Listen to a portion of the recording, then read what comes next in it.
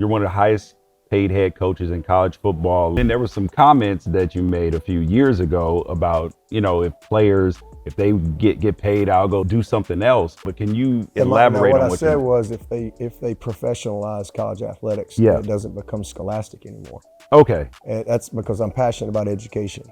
That's what I said. Yeah. People have taken and they write over. I have no problem with these guys.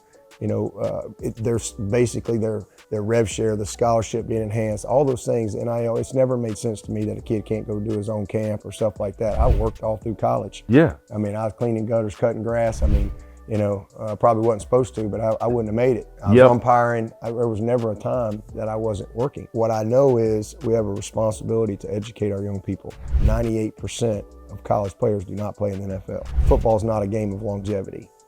All right, and we have to emphasize and incentivize education. People make up their own stuff, and it's say whatever they want. But these are people that don't know me, they don't know our program.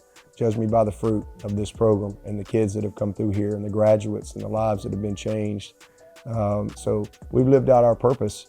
My main thing about college football is, we have to keep it scholastic. We have to.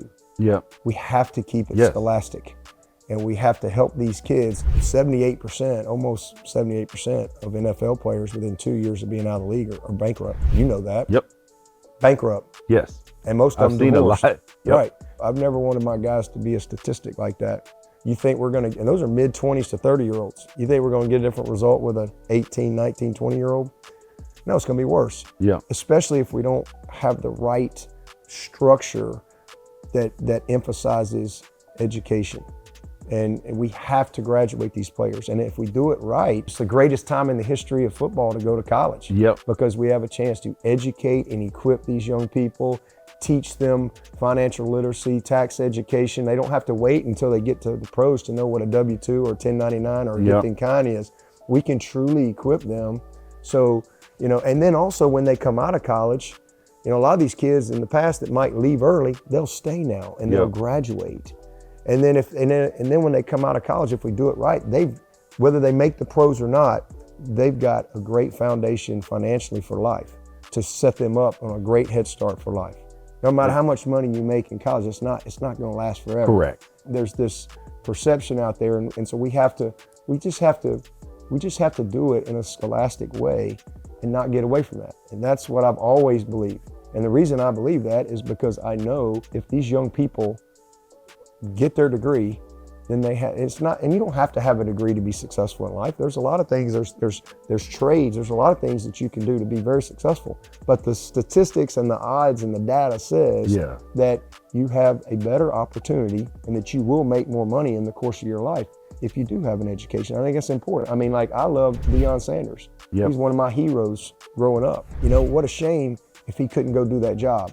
He couldn't be the head coach if he didn't have his degree. Facts. Yep. And he's not coaching for money. Yep. He's coaching because he loves to teach. He knows and he sees where he can impact people's lives, especially for the kingdom. He sees that. He knows that. He's called to that.